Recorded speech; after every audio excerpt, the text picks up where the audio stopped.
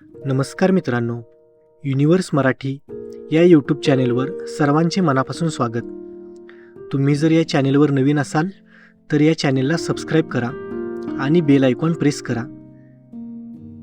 मित्रांनो, स्वामींनी कोणती चेतावणी दिली आहे हे आपण आजच्या व्हिडिओच्या माध्यमातून बघणार आहोत. यासाठी हा व्हिडिओ शेवटपर्यंत बघा आणि या चेतावणीकडे अजिबात दुर्लक्ष करू नका. कधी वाटतं का तुम्हाला की सगळं काही हातातून निष्ठत चालले? एक काळ असा येतो की आपण देवाकडे सुद्धा रागाने पाहतो, विचारतो, स्वामी तुम्ही खरंच आहात ना? मग हे सगळं माझ्यासोबतच का? पण हाच तो क्षण असतो जेव्हा स्वामींनी दिलेली चेतावणी आपल्या मनात वाजायला लागते. अहंकाराने चालाल तर अंधारात हरवाल, नम्रतेने झुकलात तर मार्ग सापडेल. स्वामी एक वेळ प्रत्येकाच्या आयुष्यात येतात, पण आपल्या मनातला गर्व, राग, शंका हे सगळं त्या दिव्य संदेशाला झाकून टाकतं. ही गोष्ट आहे एका साध्यासुध्या गृहस्थाची. तो गृहस्थ सुद्धा रोज स्वामींचं नाव घेत असे, पण केवळ त्या नावाच्या पाठीमागे त्याचा स्वार्थ लपलेला होता. स्वामी माझं काम लागलं पाहिजे, स्वामी मला पैसा हवा आहे, स्वामी माझा त्रास दूर करा. यावर स्वामी काहीच बोलले नाहीत. पण एक दिवस त्याच्या स्वप्नात येऊन एवढंच म्हणाले, तू माझं नाव घेतोस पण माझ्या रस्त्यावर चालत नाहीस. आणि हीच ती चेतावणी होती. या चेतावणीमुळे त्या गृहस्थाचं क्षणात जीवन बदललं गेलं. मित्रांनो, आपणही हेच करतो ना?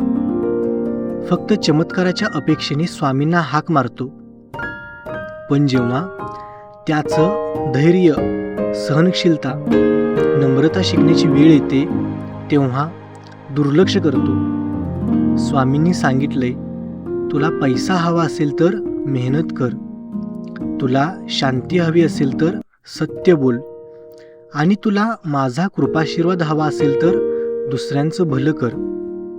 एका विधवेला सुद्धा स्वामींनी अशीच चेतावणी दिली होती. ती नेहमी म्हणायची, स्वामी माझं काहीच उरलं नाही. पण स्वामी हसले आणि म्हणाले, तू माझ्यावर विश्वास ठेव, पण स्वतःलाही विसरू नकोस. हे तिला काहीच समजलं नाही. पण एक दिवस तिचं पोट भरायचं सुद्धा काही नव्हतं आणि एक भुकेला माणूस तिच्या दारात आला. ती त्याला उरलेली भाकरी देऊन टाकली.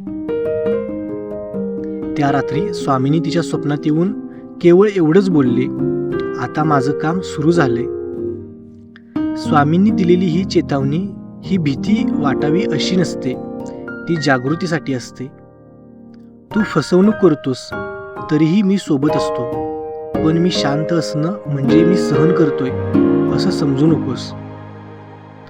स्वामींचा धीर म्हणजे आपल्यावरची अंतिम संधी असते.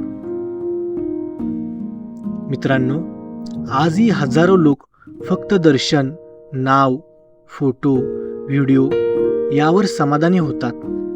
पण स्वामी म्हणतात, मी तुझ्या आत राहतो, तुझ्या वागण्यात, तुझ्या बोलण्यात, तुझ्या विचारात, तुझ्या कृतीत. माझं खऱ्या अर्थानं स्मरण म्हणजे सत्कर्म. कधी तुमचं आयुष्य अंधारात अडकलेलं वाटतंय का? तर एकदा मनात विचार करा, स्वामींच्या चेतावणीतून मी काय शिकतोय? तुम्ही रडत असाल तरी त्यांचं प्रेम तुमच्यावर आहे, पण त्यांच्या चेतावणीकडे अजिबात दुर्लक्ष करू नका. मग ते हळूहळू मागे सरतात आणि शेवटी एक दिवस त्यांच्या कृपेचं दार उघडच राहतं, पण आपण त्याच्याकडे पाठ फिरवतो. म्हणूनच आज ही चेतावणी लक्षात ठेवा. फक्त नाव घेत बसू नका, तर नावासारखं वागा. फक्त स्वामींचा फोटो लावू नका, त्यांचा स्वभाव अंगीकारा.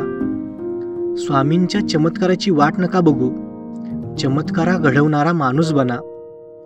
स्वामी आजही तुमचं ऐकतायत, पण ते पाहतायत तुम्ही त्यांची चेतावणी ऐकताय का? मित्रांनो, हा व्हिडिओ तुम्हाला भावला असेल तर जास्तीत जास्त लोकांपर्यंत पोचवा. शक्य आहे तेवढं सत्य, प्रेम आणि नम्रता स्वीकारण्याचा प्रयत्न करा.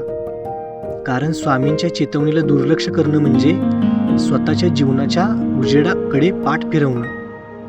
मित्रांनो, हा व्हिडिओ तुम्हाला जर आवडला असेल तर या व्हिडिओला लाईक करा, कमेंटमध्ये श्री स्वामी समर्थ असं लिहा आणि या व्हिडिओला जास्तीत जास्त शेअर करा.